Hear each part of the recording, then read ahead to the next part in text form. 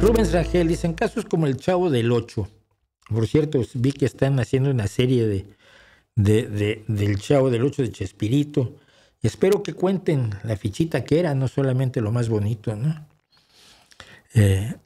Los derechos de los personajes deberían ser solo del creador como Chespirito o también de los actores que los interpretaron y aportaron a su desarrollo. No, los personajes fueron creados por su creador.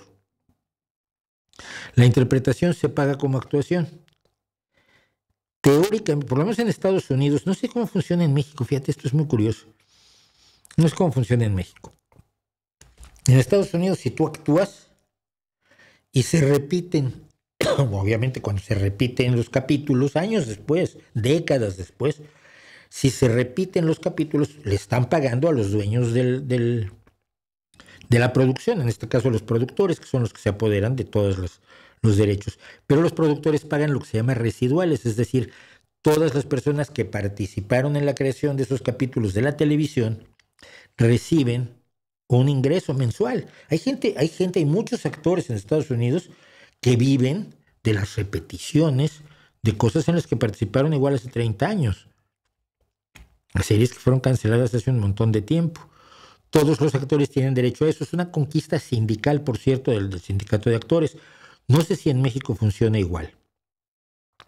A Roberto Gómez Bolaños ganaba todo el dinero del mundo. Mira, yo pertenezco y creo que sigo perteneciendo porque se supone que no te pueden echar ¿cómo se llama? No me acuerdo qué, de escritores de México. La Narvarte, me parece, tenemos un edificio rarísimo donde se comía muy bien en la parte de arriba.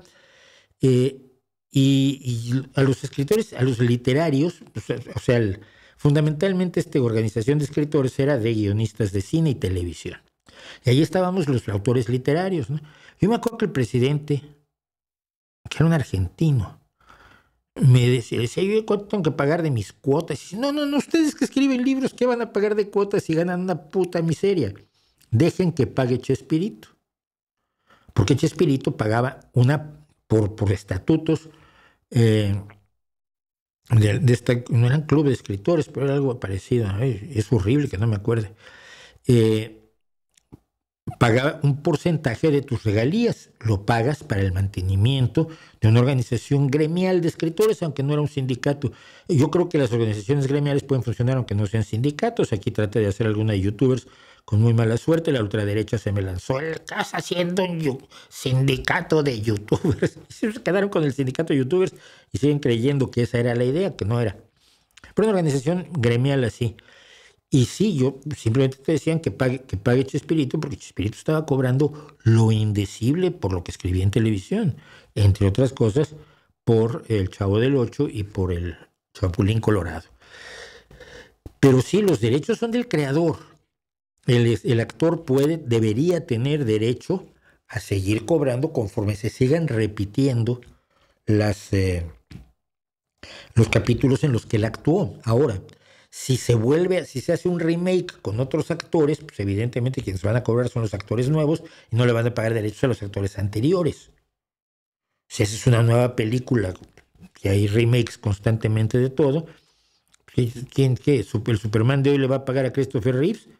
No, pero es que es mejor Reeves, sí, bueno, Reeves es el mejor Superman, pero de todos modos, el nuevo Superman no es dueño de su actuación, pero no del guión, no de la dirección y no del personaje, ni es dueño de los que vayan a ser el personaje después.